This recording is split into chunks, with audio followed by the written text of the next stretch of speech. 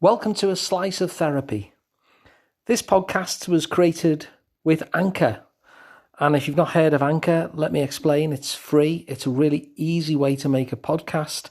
And it helps me because I can just do this every day directly into my phone, because there's creation tools that allow you to record and edit your podcast right from your phone or computer. So if you fancy making a podcast too, download the free Anchor app or go to anchor.fm to get started.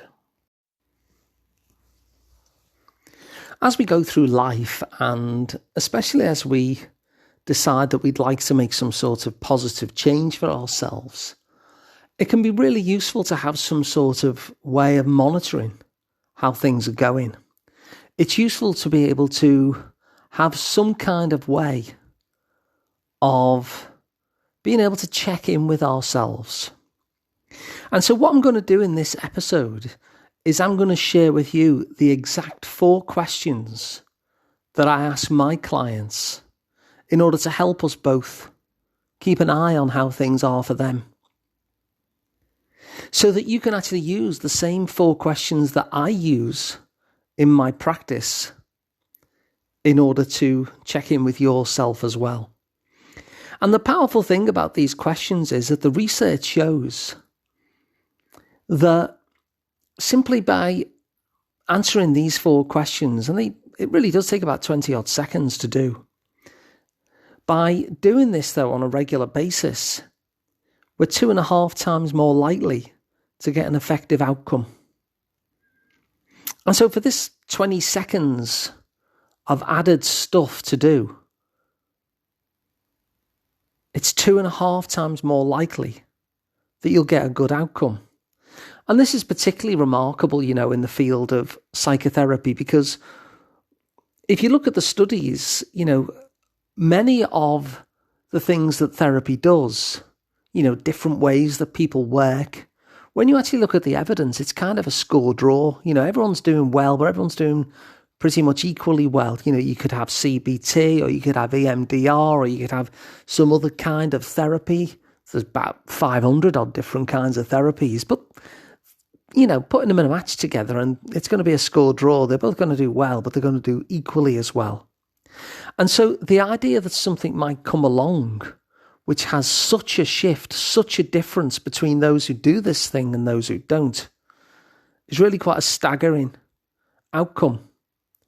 And so, as you can tell, these are 4 important questions, but they're very simple ones.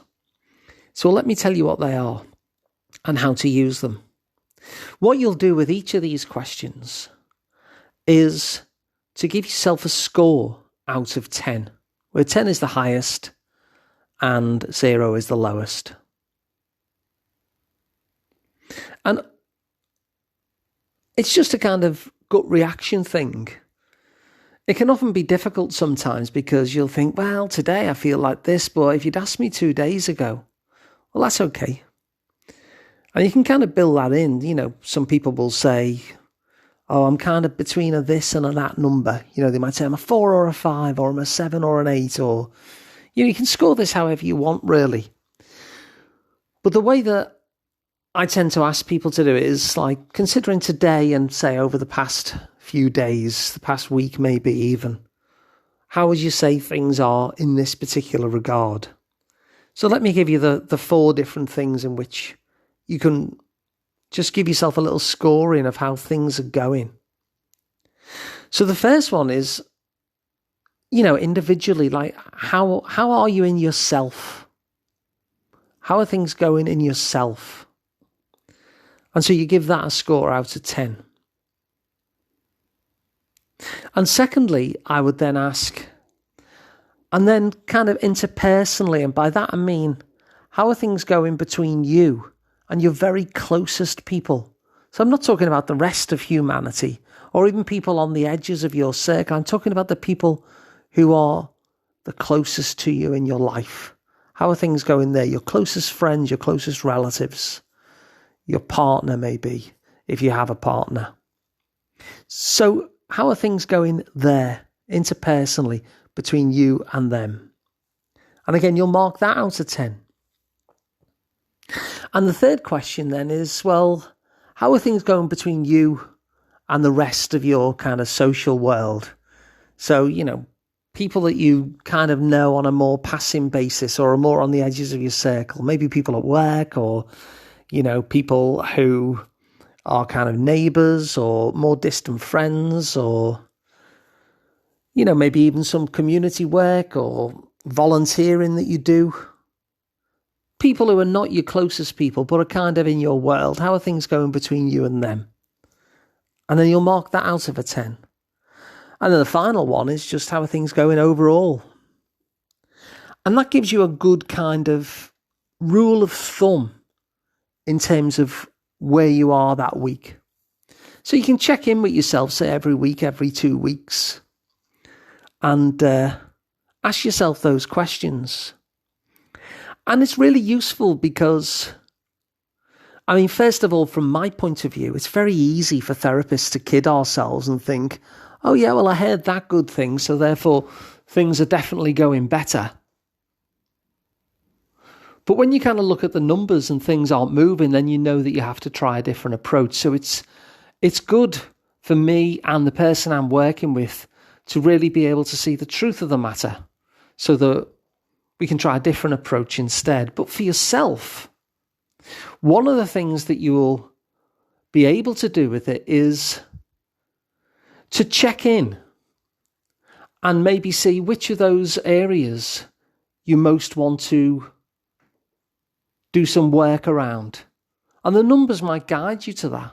It might be that everything's going well, but interpersonally, that's where you get a really low number. And it just gives you a little clue as to where the things are that you might choose to change. But whatever you decide to work on, it also allows you just to go a step higher on that scale. So you might say, well, okay, I'm a 5. And so you can ask yourself, well, if I were to move up to a 5.5 or a 6, what would be going on in my life that told me that I was a 5.5 or a 6? And then it allows you then to paint a picture of what the next step would be. It allows you to get really clear and specific on what a little bit better would look like. And of course, the other thing it allows you to do is to check back over those times where things were going better than they are now. So if you do find yourself in a little bit of a rut, what I can often do is go back to those times where things have resulted in higher numbers and think, well, what was happening then for this person to have been creating a world for themselves in which things were going well? And then what it allows is for you to look back on those times and say, okay, what was I doing then? Especially if you make some notes around it. What puts me on this score? What's been happening in my life recently? Maybe even have a little journal associated with it every time you check in. It allows you to go back to the better times and then be able to recreate those better times because you've written down, you have a journal which tells you exactly what it is you were doing in those times that enabled it to be doing so well. And so it's a very, very simple thing to do. It's 4 quick questions.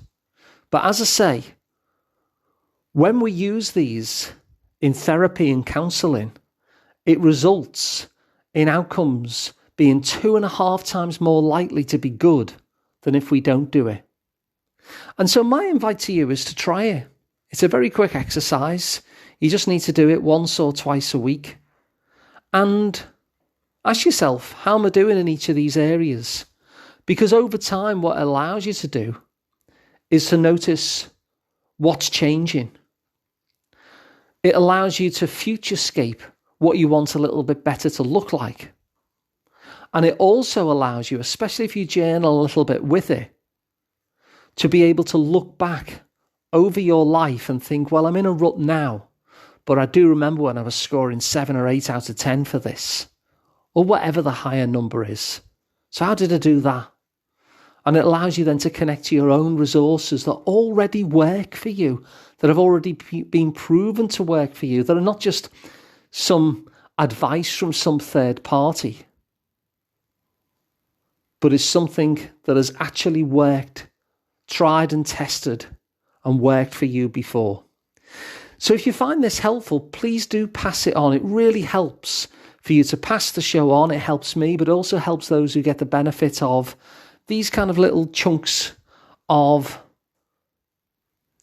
I don't know, a bit of brain food really, isn't it? Just to hopefully make life better for people. And if you'd like to subscribe to the podcast so you never miss an episode, it's absolutely free. So please do that wherever you get your podcasts. You can work with me directly, of course. I'm Alun Parry. Go to liverpoolpsychotherapy.co.uk to find out more about that. And if you prefer watching things on YouTube, then just go to asliceoftherapy.com. So thanks for listening, and I'll be back again tomorrow with another one.